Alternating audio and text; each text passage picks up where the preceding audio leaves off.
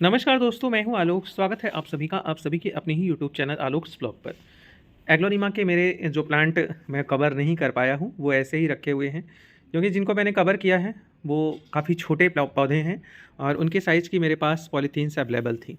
बीच बीच में इनको खोलकर जो है धूप दिखाना भी ज़रूरी होता है, काम थोड़ा बढ़ भी जाता है, लेकिन पौधे सुरक्षित रहें तो उससे ज़्यादा अच्छा और क्या होगा। एग्लोनिमा के हालांकि मेरे पास जितने भी पौधे हैं अभी सभी आपको बहुत ही हेल्दी कंडीशन में नज़र आ रहे होंगे। अभी किसी भी पौधे के अंदर कोई समस्या नहीं है और जैसे ही फेब मिड आएगा, मतलब फरवरी का मध्य आएगा, तब मैं इन सभी पौधों को निकाल कर एक नए सॉइल मिक्स के अंदर इन सबको रिपोर्ट करूँगा, क्योंकि उस टाइम पर इनकी रूट ग्रोथ स्टार्ट हो जाती है। खैर, आज की इस वीडियो के अंदर हम लोग एग्लोनिमा पर नहीं बल्कि इस फाइकस एलास्टिका यानी रबर प्लांट के ऊपर बात करेंगे। इसकी मेरे पास 4 वैरायटी हैं और चारों ही बहुत अच्छे से चल रही हैं। अगर देखा जाए तो इन सब के अंदर खूब अच्छे से ग्रोथ हो रही है, सिवाय ये वाला चूँकि बहुत छोटे साइज़ का पौधा था। और जब इसने ग्रोथ शुरू किया, ये मेरा हुआ क्या था कि मैंने इसको जब फर्स्ट टाइम ऑनलाइन लिया था पैज हस्सी गार्डन से, तो जो पौधा मुझे रिसीव हुआ था वो रास्ते में ही काफ़ी ज़्यादा डैमेज हो गया। और फिर मैंने गलती क्या की, छोटा सा पौधा था और रिपोर्ट करते समय मैंने किया क्या कि उसकी जो उसके साथ जो जिफी बैग लगा हुआ था, जिस जिफी बैग के अंदर पौधा लग कर आया था, उस जिफी बैग को मैंने पूरी तरीके से ओपन कर दिया। और कभी भी ये गलती मत कीजिए, जब भी कभी बेबी प्लांट खरीदिए आप ऑनलाइन और वो जो पौधे आपको रिसीव हो ऑनलाइन, आप कभी भी उनके जिफी बैग को ओपन मत कीजिए। अगर पहले से ओपन हो गया है तो फिर कोई बात नहीं है, लेकिन जब पौधा आपके पास आ जाए तो आपको इस चीज़ का ध्यान रखना है कि जिस जिफी बैग के अंदर वो बेबी प्लांट लग कर आया हो, आपको वो कतई ओपन नहीं करना है। बहुत बार हम लोग ऑनलाइन प्लांट तो ले लेते हैं, लेकिन फिर उनको मतलब फर्स्ट डे जब वो हमको रिसीव होते हैं तब से लेकर रिपोर्टिंग और केयर में हम थोड़ी सी लापरवाही बरतते हैं, जिसकी वजह से हमारा पौधा जो है वो अच्छी ग्रोथ की बजाय मरने लगता है। अभी तो मैंने बहुत लंबे समय से पैज हस्सी गार्डन से मैं प्लांट्स ले रहा हूँ और मेरे पास उनके दिए हुए बहुत सारे पौधे अब हैं मेरे गार्डन के अंदर। रिच क्वालिटी के जो पौधे आपको दिखेंगे वो सभी के सभी मुझे पैज हस्सी गार्डन से ही रिसीव हुए हैं। आज मैं अपने इन रबर प्लांट्स की मिट्टी की गुड़ाई कर रहा था, तो मैंने सोचा क्यों ना आप लोगों के साथ जो है ये चीज़ शेयर करी जाए कि इस टाइम पर विंटर के अंदर मैं अपने रबर प्लांट की किस तरीके से देखभाल कर रहा हूँ। सबसे पहला काम तो मैं अभी जो कर रहा हूँ ये चीज़ आपको भी लगातार करते रहना है, मतलब प्लांटर की मिट्टी की गुड़ाई। खाद पानी वगैरह हम लोग समय समय पर दे देते हैं, वो चीज़ बहुत ठीक है, लेकिन इसके साथ साथ हमको मिट्टी की गुड़ाई का भी बहुत ही विशेष ध्यान रखना चाहिए। अगर मिट्टी का एरेशन अच्छा होता है तभी हमारे पौधे अच्छे से ग्रोथ कर पाते हैं। तो अच्छी एरेशन वाली सॉयल सिर्फ हम एक एग्जैक्ट क्वांटिटी में सॉयल मिक्स डालकर बना तो लेते हैं कि मिट्टी का एरेशन अच्छा रहेगा, लेकिन जब तक हम मिट्टी की गुड़ाई नहीं करते हैं तो कितनी भी अच्छी हमारे पास सॉयल मिक्स बन के आई हो, वो अच्छी एरेशन उसका अच्छा एरेशन उसका नहीं हो पाता है अगर हम समय समय पर अपने मिट्टी की गुड़ाई ना करते रहें।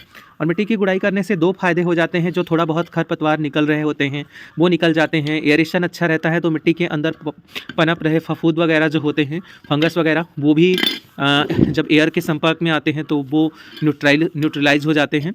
इसके साथ साथ अगर मिट्टी का एरेशन अच्छा रहता है तो जो नमी मिट्टी के अंदर रहती है वो वाष्पित होकर समय समय पर वातावरण में घुलकर निकलती रहती है। तो ये चीज़ हमें सबसे पहला काम करना है कि अपने पौधे की मिट्टी की गुड़ाई हमको समय समय पर करते रहना है। जैसा कि अभी देखिए मैंने अपने तीनों पौधों की मिट्टी की गुड़ाई कर दी है। अब दूसरा चीज़ जो आता है वो है इनकी वाटरिंग।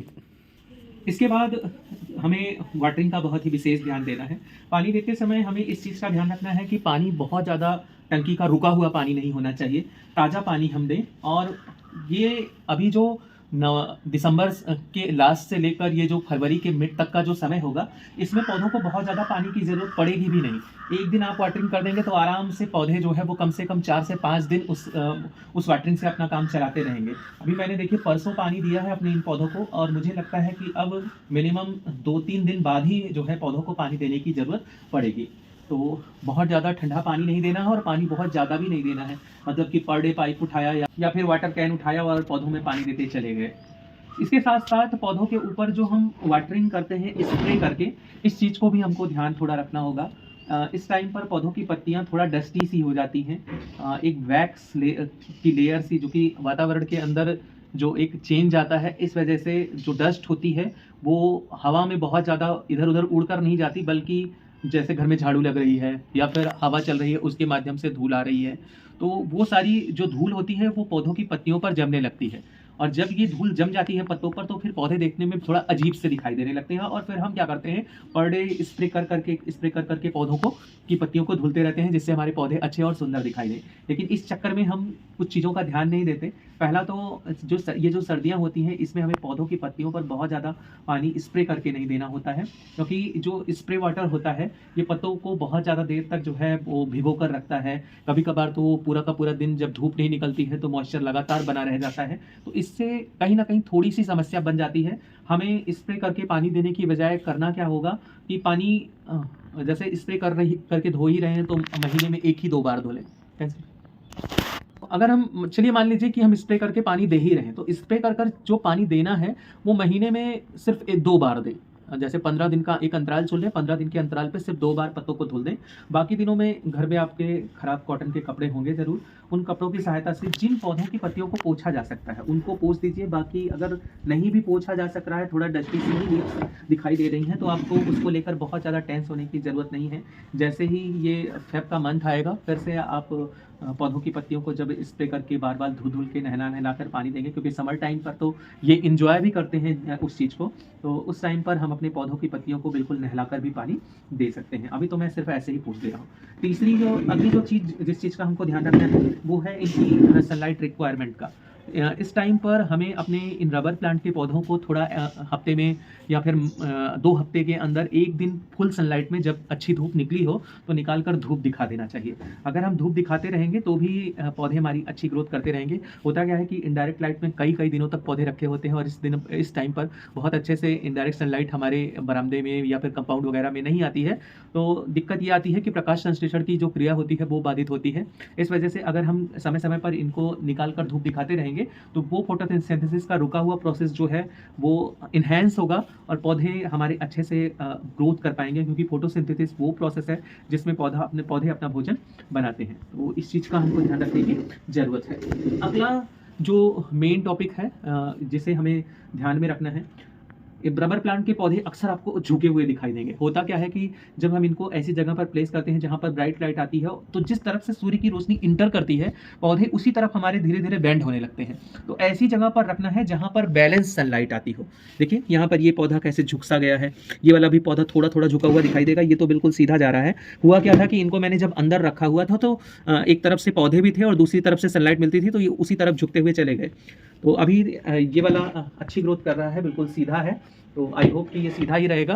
तो इस चीज़ का हमको ध्यान रखना है कि अगर हम इनको ऐसी जगह पर रख रहे हैं जहाँ पर डायरेक्ट सनलाइट नहीं आ रही, तो फिर ऐसी जगह पर रखना है जहाँ पर बैलेंस लाइट दोनों तरफ से मिले, इससे पौधा सीधे ग्रोथ करेगा। वरना जिस तरफ से सनलाइट आएगी पौधा उसी तरफ झुकता हुआ चला जाएगा।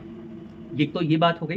दूसरी चीज़, एक बहुत ज़्यादा जो क्यूरोसिटी होती है लोगों के अंदर कि मेरा रबड़ प्लांट का पौधा घना नहीं है, तो घना बनाने का कोई दूसरा उपाय नहीं है। बाई चांस हो सकता है कि साइड से नई ब्रांचेज निकल के आएँ, लेकिन ये बहुत ही कम होता है। जब पौधे हमारे अंदर रखे होते हैं या पॉट के अंदर लगे होते हैं तो ब्रांचेज बहुत कम निकल के आती हैं। इस वजह से इस कंडीशन में हम पौधों को जब प्रून करते हैं, प्रूनिंग करने के बाद इसमें साइड से न्यू ब्रांचेस निकल के आती हैं, जैसे मेरे इस वाले प्लांट में निकल के आई हैं। अभी 3 ब्रांचेज इसके अंदर हैं। अब तक ये भी बिल्कुल सिंगल ही ग्रोथ कर रहा था, इसके अंदर भी कोई न्यू ब्रांच नहीं थी। अभी देखिए इसके अंदर 3 न्यू ब्रांचेज जो हैं वो निकल आई हैं। हालांकि प्रूनिंग मैंने थोड़ा लेट टाइम पर किया था, इस वजह से ग्रोथ भी इनके अंदर थोड़ा लेट स्टार्ट हुई। अभी काम करते करते मुझे थोड़ा अंधेरा सा हो गया है। मुझे लगता है कि आप लोगों को भी वीडियो थोड़ी ब्लर सी दिखाई दे रही होगी। इस वीडियो को यहीं पर एंड करते हैं, मिलते हैं आप लोगों से किसी नए वीडियो में। तब तक के लिए बाय एंड टेक केयर।